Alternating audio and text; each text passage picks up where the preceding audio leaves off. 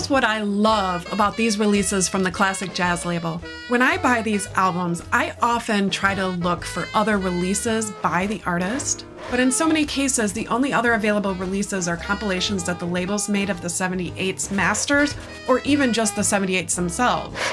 That's it. That's the only legacy for some of these artists. The risk to history for some musicians is that they can't keep playing a demanding instrument past their prime in some cases. Classic Jazz brought together some of the greats from the 1920s and 30s and recorded and preserved them on modern recordings before it was too late to capture them. Now sure, other labels were doing the same thing at the same time. But it seems to me like the goal wasn't necessarily always capturing the greats to preserve them. In some cases, it was recording and releasing new content by the artist while they were still alive and capable of performing, and while there was still living fans ready to buy the albums to make it profitable.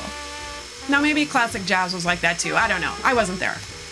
But when I go through and buy these albums, and at last count, I have 17 so far from this label, many of them aren't folks I think that people know the names of now.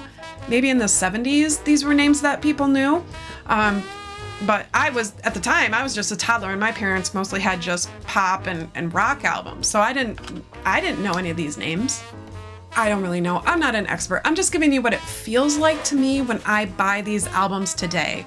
I feel like some 60-year-old in the 70s is handing me a list and saying, "Here, kid, I did my best. These are the greats that I could bring together into the studio.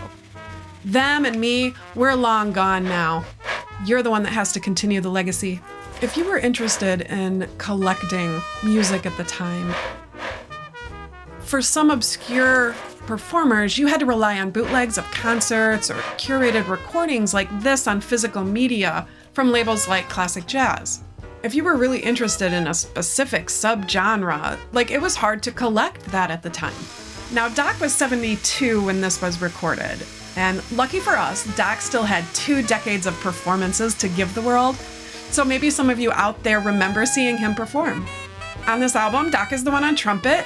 It's some bluesy, some swing, some Dixie. It's a lot of fun. It was recorded in 1977, and it was released the next year.